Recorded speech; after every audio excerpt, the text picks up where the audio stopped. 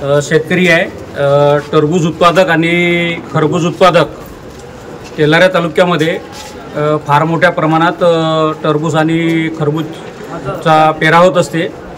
साधारणतः जानेवारी आणि फेब्रुवारी महिन्यामध्ये टरबूज आणि खरबूजचं उत्पादन घेणाऱ्या शेतकऱ्यांनी स्वतःच्या शेतामध्ये टरबूज पेरलं होतं आणि याला साधारणतः जवळपास एकरी 1 लाख रुपयाच्या जवळपास खर्च आलेला आहे।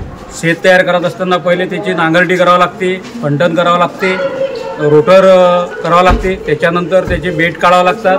बेड झाल्यानंतर त्याच्यावर पूर्ण मल्चिंग घातरावं लागते, त्याच्यावर ड्रीप टाकावं लागते, त्याच्यानंतर त्या मल्चिंगवर छिद्र पाडून बियाण्याचं लागवड करावं लागते। काही लोकांनी रोप लागवड केली आणि जवळपास याचा जो खर्च आहे तर हा फार मोठ्या प्रमाणात असा खर्च आहे।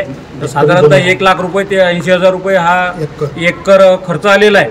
आणि त्या वेलांवर टरबूज पकडायच्या अवस्थेत असताना 1 किलो 2 किलो 3 किलोच्या जवळपास टरबूज झालं आणि वेल सुकणं चालू झाले तर त्याच्यावर गंभी आणि वेल्टिंग नावाचा व्हायरस आला आणि टरबूज पूर्ण हे वेल वाढून गेल्यामुळे शेतकऱ्यांचं फार मोठ्या प्रमाणात नुकसान झालेलं आहे। म्हणून आम्ही आज माननीय तहसीलदार साहेब आणि तालुका कृषी अधिकारी साहेब यांना निवेदन देण्यासाठी तालुक्यातील शेतकरी इथं उपस्थित झालो आणि त्यांना निवेदन दिलं।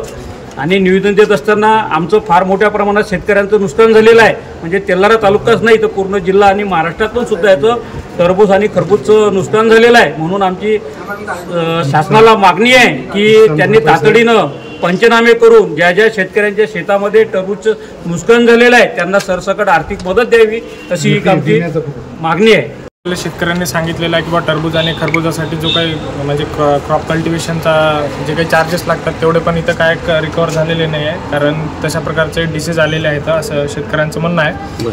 पहिली आणि दुसरी गोष्ट यांची मागणी आहे की समजा पीक पाहणी झाली पाहिजे, जे नुकसान झालेलं आहे पंचनामे पीक पाहणी ते झाली पाहिजे।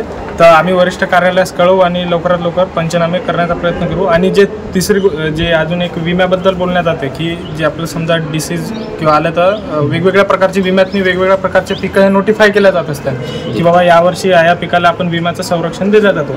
तर आपल्या केसमध्ये असं आहे की आम्ही आत्ताच समजा कंपनीशी बोललो तुम्ही याच्या आधी की बाबा वॉटरमेलन नाही का, तर त्याचं म्हणणं असं होतं की बाबा आपण हे नोटिफाईड म्हणजे केलेलं नाही आहे क्रॉप, जे आपलं टरबूज असेल किंवा खरबूज, तर त्याच्यानं जे आहे विम्याचं संरक्षण याला भेटणार नाही।